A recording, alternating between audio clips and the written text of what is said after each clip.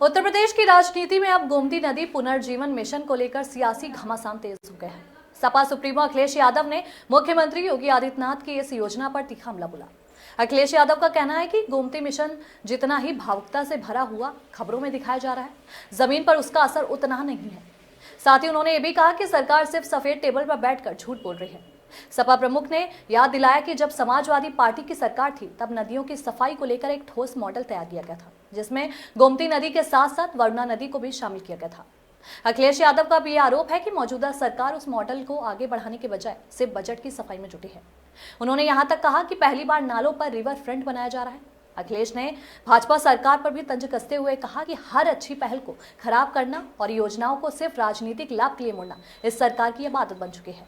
आइए सुनते हैं क्या कुछ कह रहे हैं अखिलेश यादव। बड़े पैमाने पर आज पीडीएस समाज में और पीडीएस समाज के साथ साथ सैथवार और मल समाज के लोग बड़े पैमाने पर आज हम सब मिलकर के एक दूसरे से परिचय लिए हैं और संकल्प लिया है कि भविष्य में किसानों की, गरीबों की और उत्तर प्रदेश को खुशहाली के रास्ते पर लाने के लिए सरकार बनाने का लगातार संघर्ष करेंगे।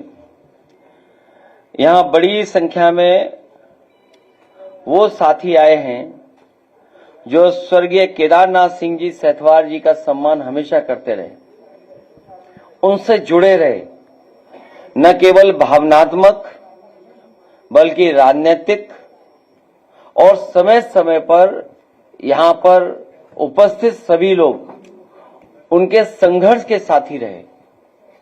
यहां पर जितने लोग रहे और बहुत सारे लोग समय समय पर मिले, उन्होंने इस बात को कहा कि स्वर्गीय केदारनाथ सिंह जी सैथवार जो उनका स्थान था, पुनः वहां पर उनका स्मारक, उनकी प्रतिमा या उनके सम्मान के लिए कोई स्थान बनना चाहिए और आपकी सरकार बने तो जरूर बनाएं।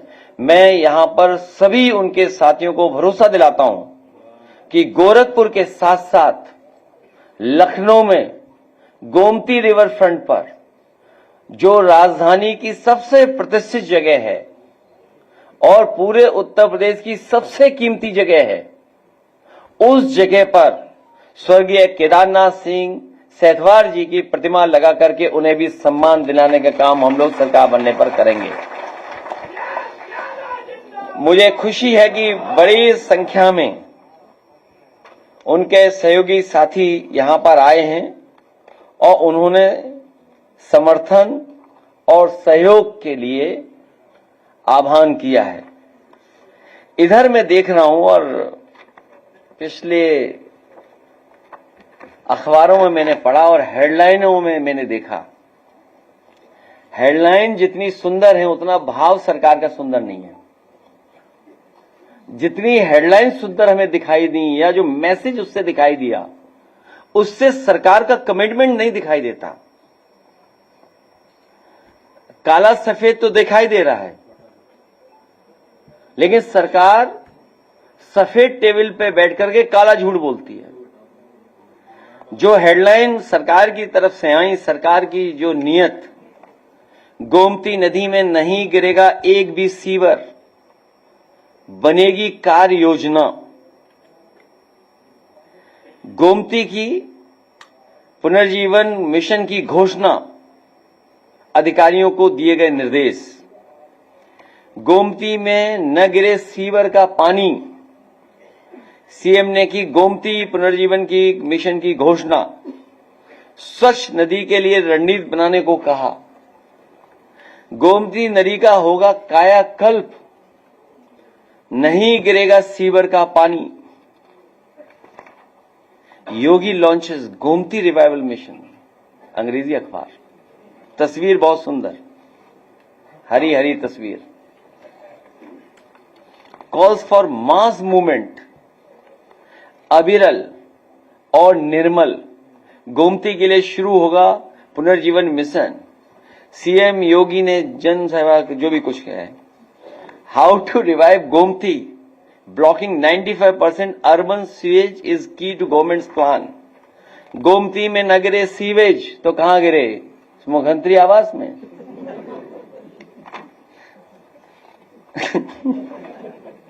तो ये हेडलाइन तो अच्छी दिखने को कब याद आया, जब सरकार का जाने का वक्त आया। जब सरकार का जाने का वक्त आया तब उन्हें गोमती सफाई याद आई।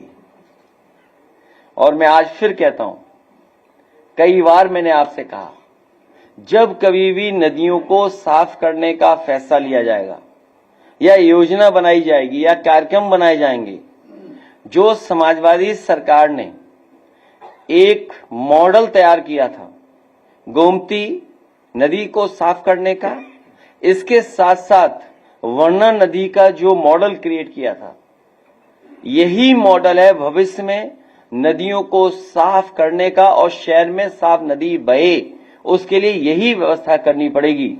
लेकिन ये सरकार नदियां नहीं साफ कर रही है, ये बजट साफ कर रही है, नाले परिवहन फंड बना रही है। इन्हें हर अच्छी चीज को कैसे खराब करना है उसके लिए प्लान करते हैं, कैसे लूटा जाए उस पर प्लान करते हैं। मेरे एक साथी ने कहा था कि आप सोना खरीद लो और सोना खरीदने से ये होगा कि दिवाली तक आओगे तो बहुत कमा लोगे। मैंने उसकी बात नहीं मानी। उस दिन एक पत्रकार साथी ने भी कुछ सवाल पूछा था, उस दिन भी मैंने उसको सुझाव दिया था, लेकिन उस दिन भी मैंने एक गलती कर दी। अगर आज सोना खरीदा होता जब उसने सुझाव दिया था, उस समय 90,000 रुपया था, उससे के आसपास था। आज 1,25,000 से ऊपर पहुंच गया, 27 हो गया है। 1,30,000 बताइए, 30 और 10,000 नहीं, दिवाली तक 1.5 लाख होना है, दिवाली तक 1.5 लाख होना है। तो मेरा बहुत घाटा हो गया है, मेरा बहुत घाटा हो गया। सरकार की बात नहीं मानी, आप लोगों की बात नहीं मानी। लेकिन आप सोचिए, अभी शादियों का सीजन आने वाला है। हालांकि सर्दियों में कम लोग शादी करते हैं, गरीब, लेकिन फिर भी करते हैं आज के समय पर। अब गरीब बताओ क्या दे पाएगा अपनी बेटी को, बताइए। लोग कहते हैं कि नाक का सबसे छोटा सामान होता सोने का, नथुनी भी नहीं दे सकता, लौंग, नथुनी बड़ी हो गई, हाँ कील। सोचिए आप, ये स्थिति पैदा करी सरकार ने। सरकार स्वदेशी का मैं चूर्ण खिला रही है हमें और आपको।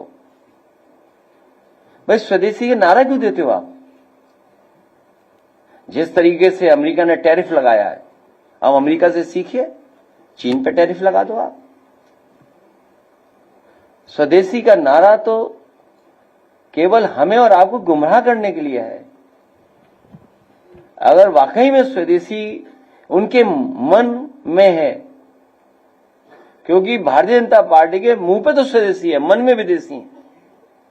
अगर मन से स्वदेशी हैं तो क्यों नहीं टैरिफ लगाते, जो हमारा सबसे ज्यादा बाजार खा रहा है। और महंगाई भ्रष्टाचार की वजह से भी है। अभी हमारा तो अकाउंट ही सीज कर दिया था फेसबुक पर, जाते जाते 2.5 हो जाएगा हमारा है। सरकार जाते जाते 2.5 लाख। नहीं, आप नहीं समझ रहे बात को। वो गिरा देंगे, रेट गिरा देंगे जब नहीं, हमारे हाथ में नहीं है वो। अब वो कुछ है अलग अलग तरह का कारोबार या खेल जो होता है बड़े लोगों का है। अब मुश्किल तो है भाई, पैसा कहां से लाएं, हैं? नहीं भाई, जिस पे पैसा होगा वो तो ले पाएगा। इसलिए सरकार के पास पैसा है। अभी वो उधर में जाओ, एक और महत्वपूर्ण घोषणा है, तुम्हें पता ही नहीं है, कुछ जगह चढ़ावे में दाना चढ़ रहा है, दाना सोने का। कहीं पर चढ़ता था, लेकिन सुनने में आ रहा है अब वो सोने का दाना चढ़ रहा है। अभी सुनने में आया है कि राज्य में डिजिटल एग्रीकल्चर इकोसिस्टम, जब मैंने ये खबर पढ़ी तो मैं भी धोखा खा गया कि पता नहीं किसान के लिए कौन सा डिजिटल प्लेटफॉर्म बन गया जहां पर आप अमेज़न या किसी से ऑर्डर करेंगे तो खाद की बोरी मिल जाएगी आपको। लगा कि कोई ऐसा डिजिटल प्लेटफॉर्म तैयार हो रहा है कि राज्य में डिजिटल एग्रीकल्चर इकोसिस्टम निर्माण की प्रक्रिया को तेजी से आगे बढ़ाया जाए ताकि फसल, मौसम, बीज, सिंचाई,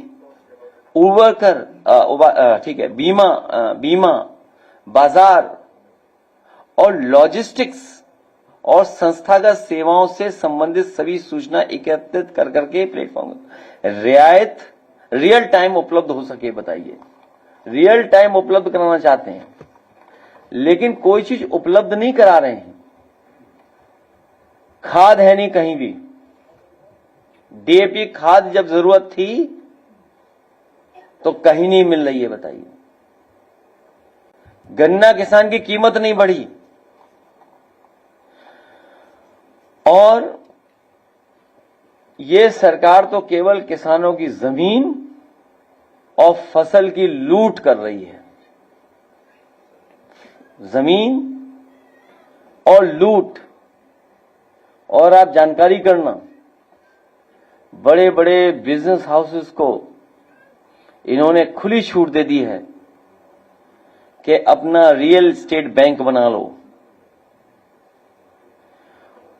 बड़े बड़े लैंड बैंक बना लीजिए।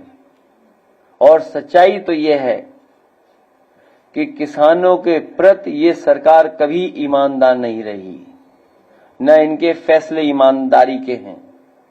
और ये जो प्लेटफॉर्म बनाने का काम कर रहे हैं, ये 9 साल पहले क्यों नहीं बनाया? ये केवल धोखा देने की बात कर रहे हैं और मौसम जानना चाहते हैं।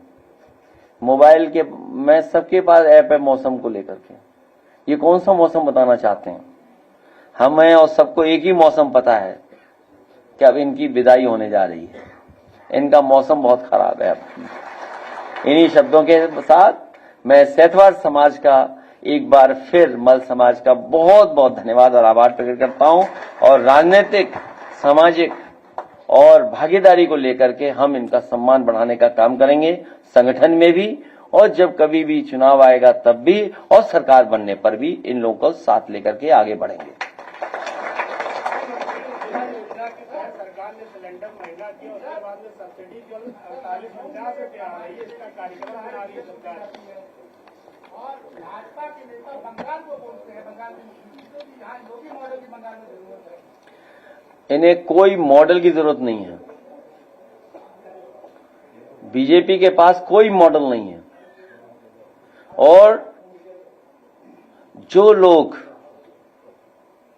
एनकाउंटर का बहाना लेकर के लॉ एंड ऑर्डर की बात कर रहे हैं कि ये परसेप्शन क्रिएट कर दो कि एनकाउंटर से लॉ एंड ऑर्डर ठीक होगा। अगर एनकाउंटर से लॉ एंड ऑर्डर ठीक होता तो बंथर जैसी घटना कैसे हो गई? वाल्मीकि समाज के बेटे को या उनके परिवार के एक सदस्य की पीट करके जान कैसे ले ली गई? इसका जवाब है सरकार के पास क्या कोई?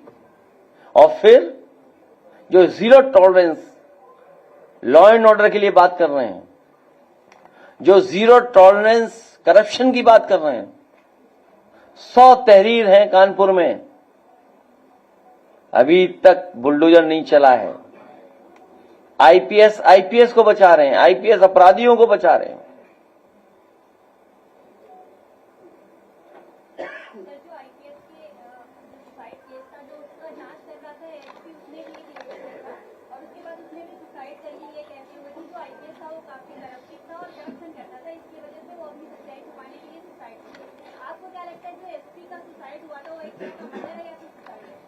ये बहुत सीरियस इशू है।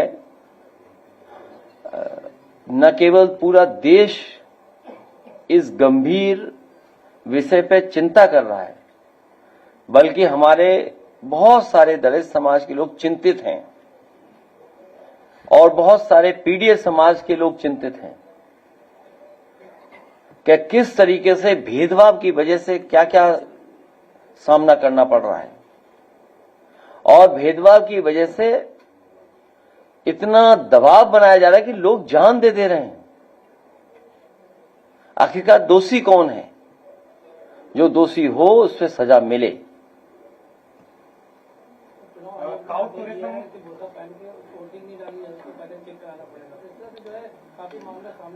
बीजेपी हार से बचने के लिए कुछ भी कर सकती है। नए नियम बनाएगी, नए कानून लाएगी।